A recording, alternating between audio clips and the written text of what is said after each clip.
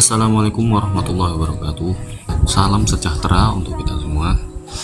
Kali ini saya akan membahas tentang aktiva tetap berwujud. Apa yang dimaksud dengan aktiva tetap? Aktiva tetap merupakan aktiva atau harta yang dimiliki oleh perusahaan yang secara tetap atau yang sifatnya permanen dan dipergunakan oleh perusahaan untuk menjalankan kegiatan usaha perusahaan.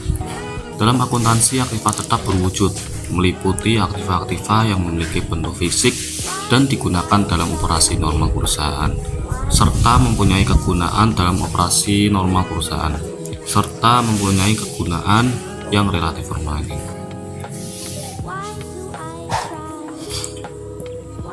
Karakteristik aktiva tetap berwujud. Yang pertama, memiliki bentuk fisik. Yang kedua, digunakan secara aktif dalam kegiatan normal perusahaan.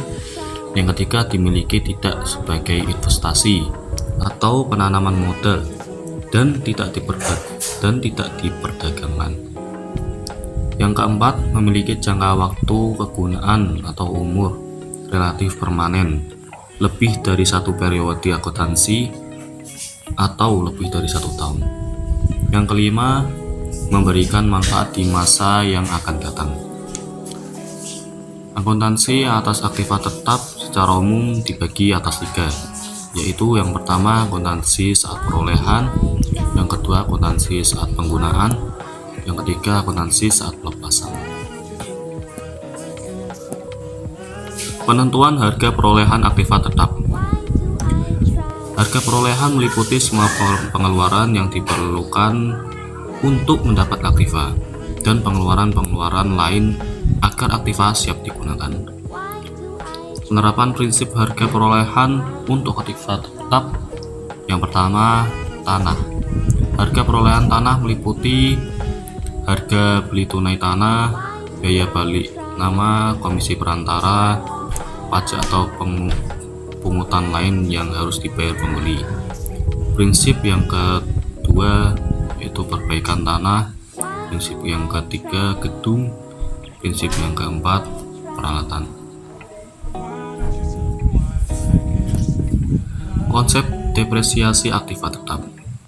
Latar belakang dilakukannya depresiasi adalah kemampuan suatu aktiva untuk menghasilkan pendapatan dan jasa semakin menurun, baik secara fisik dan fungsinya. Depresiasi dicatat dan dilaporkan dengan menggunakan metode-metode berikut. Yang pertama, garis lurus atau straight line method. Yang kedua, saldo menurun, declining balance method. Yang ketiga, jumlah angka-angka tahun. Yang keempat, satuan kegiatan. Depresiasi periodik didasarkan pada 3 faktor berikut. Yang pertama, harga perolehan. Yang kedua, nilai residu. Yang ketiga, masa manfaat.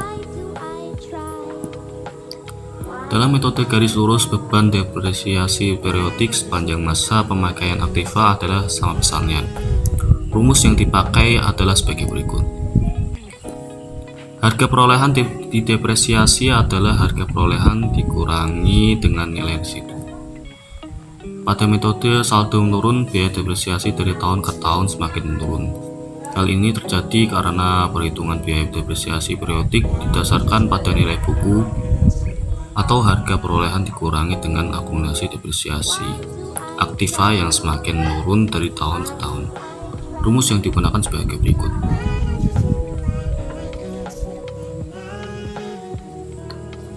Oleh karena metode saldo menurun ganda menghasilkan biaya depresiasi yang lebih tinggi pada tahun-tahun awal, maka metode ini sering disebut sebagai metode depresiasi dipercepat.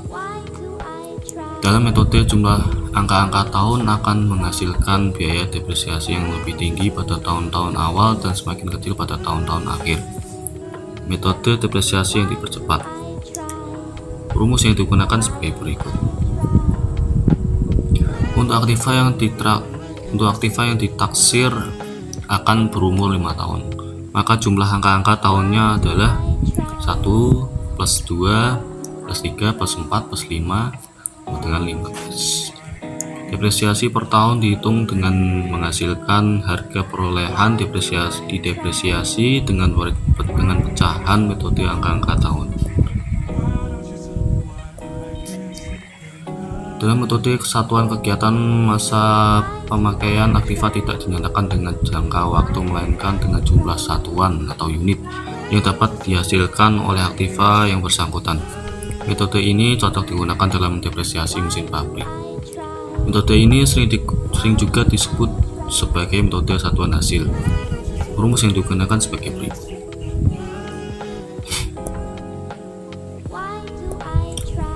Akuntansi untuk penghentian aktiva tetap. Penghentian aktiva tetap terjadi pada saat aktiva tetap belum habis masa manfaatnya maupun pada saat masa manfaatnya tersebut telah habis. Jika aktiva tetap telah habis masa manfaatnya, berarti pada saat penghentian aktiva tetap tersebut telah disusutkan secara penuh. Aktiva tetap yang dijual sebelum masa ekonomisnya akan diperoleh laba atau gain atau rugi loss dari penjualan aktiva tersebut. Laba atau rugi dari penjualan aktiva tetap dihitung dengan cara membandingkan antara harga jual dengan nilai buku aktiva tetap pada saat dijual. Jika harga jual lebih tinggi dibandingkan dengan nilai buku, maka yang terjadi adalah laba. Sebaliknya, bila harga jual lebih rendah dibandingkan dengan nilai buku, maka akan diperoleh rugi. Dan apabila harga jual dan nilai buku besarnya sama, maka tidak akan terjadi laba maupun rugi. Pertukaran aktiva tetap. Pertukaran aktiva tetap dapat dibedakan menjadi dua, yaitu yang pertama pertukaran aktiva tetap sejenis. Pertukaran ini dilakukan antara aktiva tetap yang sejenis saja dan berfungsi sama. Pertukaran aktiva tetap sejenis bila terjadi laba karena pertukaran ini, maka tidak akan diakui. Namun bila yang terjadi adalah rugi, maka harus diakui. Pertukaran aktiva tetap yang kedua yaitu tidak sejenis. Pertukaran ini merupakan pertukaran aktiva tetap yang secara fungsi berbeda. Dalam pertukaran tidak sejenis, bila terjadi laba pertukaran dan rugi pertukaran akan diakui dan dicatat dalam akuntansi. Sekian dari saya. Wassalamualaikum warahmatullahi wabarakatuh.